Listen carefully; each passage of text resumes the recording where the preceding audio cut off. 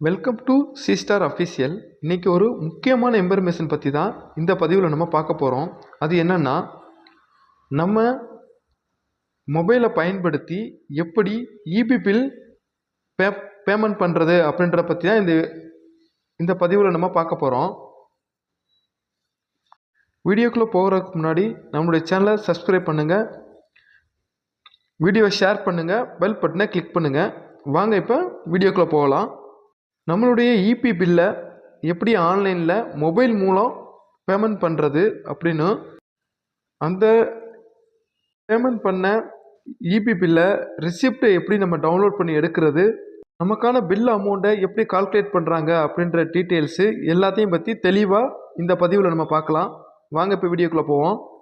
இது எல்லாத்தையும் பண்ணுறதுக்கு நம்ம ஒரு அப்ளிகேஷனை இன்ஸ்டால் பண்ண வேண்டியிருக்கும். அந்த அப்ளிகேஷன் கூகுள் ப்ளே ஸ்டோரில் அவைலபிளாக இருக்குது. ஃபஸ்ட்டு நம்ம மொபைலில் ப்ளே ஸ்டோரை ஓப்பன் பண்ணுங்கள்.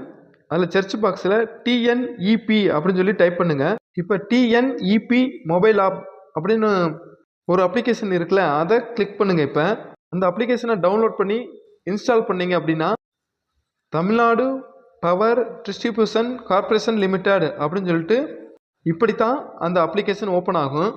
அதுக்குள்ளே வெல்கம் டு டிஎன்பிடிசிஎல் அப்படின்னு சொல்லிட்டு இருக்கும். அது கீழவே கெட் ஸ்டார்ட்னு இருக்கும். அதை கிளிக் பண்ணுங்கள். அதை கிளிக் பண்ணிங்கன்னா இப்போ அடுத்த பேஜுக்குள்ளே போகும். சைன் இன் யுவர் அக்கௌண்ட் அப்படின்னு சொல்லிட்டு உங்களுடைய மொபைல் நம்பர் கேட்கும். அதில் வந்து உங்களுடைய மொபைல் நம்பரை என்ட்ரி பண்ணுங்கள். அது கீழே சென்ட் ஓடிபி இருக்கும். அதை கிளிக் பண்ணுங்கள். இப்போ உங்களுடைய மொபைல் நம்பருக்கு ஒரு ஓடிபி வரும். அந்த ஓடிபி அதில் என்ட்ரி பண்ணி கன்ஃபார்ம் பண்ணுங்கள். இப்போ அடுத்த பேஜுக்குள்ளே போகும். அதில் செட் யுவர் பின் கோட் அப்படின்னு சொல்லி உங்களை 4 பின் செட் பண்ண சொல்லணும். இந்த பின் எதுக்கு அப்படின்னா, நம்ம இந்த அப்ளிகேஷனை லாக்இன் பண்ணுறதுக்கான பின்னு தான் இந்த பின்னு. 4 பின் நம்பரை என்ட்ரு பண்ணிக்கிறங்க. அதே பின் நம்பரை கன்ஃபார்ம் பண்ணி கீழே என்ட்ரு பண்ணி கிரியேட் பின் கொடுங்க. இப்போ அடுத்த பேஜ் ஓப்பன் ஆகும். அதில் பேமெண்ட் அப்படின்ட்டு இருக்குல்ல, அதை கிளிக் பண்ணுங்கள். இப்போ அடுத்த பேஜுக்குள்ளே போகும். இந்த பேஜுக்குள்ளே quick pay, my consumer, check transaction, my bill calculator, இப்படி எல்லாமே இதில் கொடுத்துருப்பாங்க. இப்போ இந்த ஒவ்வொரு ஆப்ஷனையும் வச்சு என்னென்ன பண்ணலாம் அப்படின்றத தெளிவாக இப்போ சொல்கிறேன். ஸ்கிப் பண்ணாமல் ஃபுல்லாக வீடியோ பார்த்தீங்கன்னாக்கா உங்களுக்கு புரியும். மேலே ஃபஸ்ட்டு குயிக் பே, இந்த ஆப்ஷனை பயன்படுத்தி தான் நம்மளுடைய இபி பில்லை நம்ம பேமெண்ட் பண்ண முடியும். இப்போ இந்த குயிக் பே அப்படின்றத கிளிக் பண்ணிங்க அப்படின்னா, அடுத்த பேஜில் என்டர் யுவர் கன்சியூமர் நம்பர் அப்படின்னு கேட்கும். அதில் உங்கள் கன்சியூமர் நம்பர், அதாவது இபி நம்பரை என்ட்ரி பண்ணுங்கள். ஃபுல் நம்பரை என்ட்ரி பண்ணணும். என்ட்ரி பண்ணி செக் அப்படின்னு சொல்லி கொடுத்தீங்க அப்படின்னா அடுத்த பேஜுக்குள்ளே போகும். அந்த பேஜில் உங்களுடைய நேமு, அட்ரஸ்ஸு, உங்களுடைய இபி இப்போ ஸ்டேட்டஸ் லைவில் இருக்குதா அப்படின்றது எல்லாமே காட்டும். அதில் அது கீழே கன்ஃபார்ம் இருக்கும். அந்த கன்ஃபார்மை கொடுத்தீங்க அப்படின்னா அடுத்த பேஜ் ஒன்று ஓப்பன் ஆகும். அடுத்த பேஜில் உங்களுடைய நேமு, உங்களுடைய கன்சியூமர் நம்பரு, நீங்கள் எந்த மந்த்துக்கான பில் பே பண்ண போகிறீங்க அப்படின்றது எல்லாமே அதில் டீட்டெயில்ஸு, எவ்வளோ அமௌண்ட் பே பண்ண போகிறீங்க அப்படின்ற டீட்டெயில்ஸ் எல்லாமே அதில் கொடுத்துருக்கும். அது கீழே சூஸ் பேமெண்ட் அப்படின்னு சொல்லி கொடுத்துருக்கோம். இப்போ அந்த சூஸ் பேமெண்ட்டை கிளிக் பண்ணுங்கள். இப்போ அடுத்த பேஜுக்குள்ளே போகும். அந்த பேஜ் தான் பில் பேமெண்ட் பேஜ்.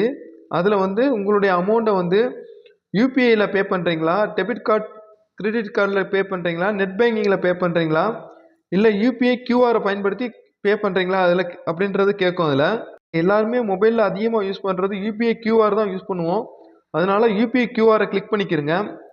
அதை கிளிக் பண்ணிங்க அப்படின்னா உங்களுடைய மொபைலில் இருக்கிற யூபிஐக்குள்ளே போகும். கூகுள் பேவோ இல்லை ஃபோன்பேவோ பேடிஎம்மோ ஏதோ ஒன்று யூஸ் பண்ணி அதில் பேமெண்ட்டை பே பண்ணுங்கள். நீங்கள் பில் பே பண்ணி முடித்தோன்னே கொஞ்சம் நேரம் ப்ராசஸ் ஆகும். ப்ராசஸ் ஆகி உங்களுக்கு பில் ஜென்ரேட் ஆகும். அந்த பில் வந்து நம்ம இபி ஆஃபீஸில் போய் பில் பே பண்ணால் எப்படி பில் தருவாங்களோ அதே மாதிரியான ஒரு பில் தான் அங்கே ஜென்ரேட் ஆகும். இப்படித்தான் நம்மளுடைய இபி பில்லை நம்ம பேமெண்ட் பண்ணுறது.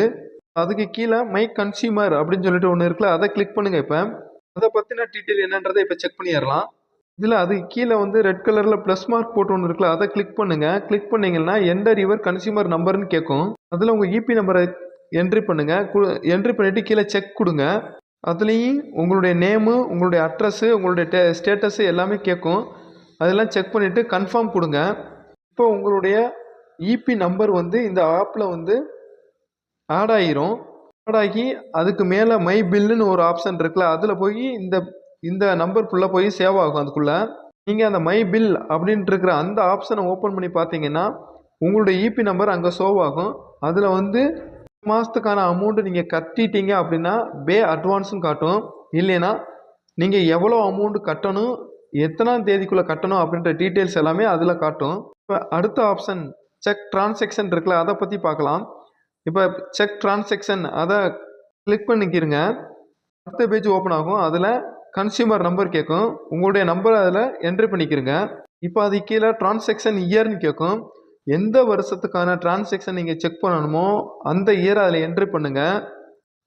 இயர் என்ட்ரி பண்ணிவிட்டு செக் அப்படின்னு சொல்லி கொடுத்தீங்க அப்படின்னா 2025 எந்தெந்த மாதம் எந்தெந்த தேதியில் எவ்வளோ அமௌண்ட்டு நீங்கள் பே பண்ணியிருக்கீங்க அப்படின்ற டிரான்சாக்ஷன் ஹிஸ்ட்ரி ஃபுல்லாகவே இந்த அப்ளிகேஷனுக்குள்ளே தெரியும். டிரான்சாக்ஷன் ஹிஸ்ட்ரி நீங்கள் செக் பண்ணுறது மூலம் நீங்கள் இதுக்கு முன்னாடி உள்ள எல்லா பில்லையும் அதில் வந்து டவுன்லோட் பண்ணி ஈஸியாக எடுத்துக்கிற முடியும். இதுக்கு தான் இந்த டிரான்சாக்ஷன் ஹிஸ்ட்ரி யூஸ் ஆகுது. இப்போ அடுத்த ஆப்ஷன் பில் கால்குலேட்டர், அதை பற்றி பார்க்கலாம். இப்போ இந்த பில் கால்குலேட்டரை கிளிக் பண்ணிங்கன்னா இப்போ அடுத்த பேஜுக்குள்ளே போகும். அந்த பேஜில் மேலே டேரிஃப் கொடுத்துருப்பாங்க. அதில் வந்து டொமஸ்டிக்கா கமர்ஷியலா அப்படின்றத என்ட்ரி பண்ணுங்கள். நம்ம வீட்டுக்கு செக் பண்ணுறதுனால அது வந்து டொமஸ்டிக்கு. அதனால் இப்போ நான் மேலே டொமஸ்டிக்னு கொடுத்துருக்கேன். கீழே பில்லிங் சைக்கிள்னு கொடுத்துருக்காங்கல்ல, அதில் பில்லிங் சைக்கிளில் மந்த்லி பிஐ மந்த்லி அப்படின்னு சொல்லி 2 கொடுத்துருப்பாங்க. மந்த்லினா ஒரு மந்த்தை குறிக்கும். பிஐ மந்த்லி அப்படின்னா 2 மந்த்தை குறிக்கும்.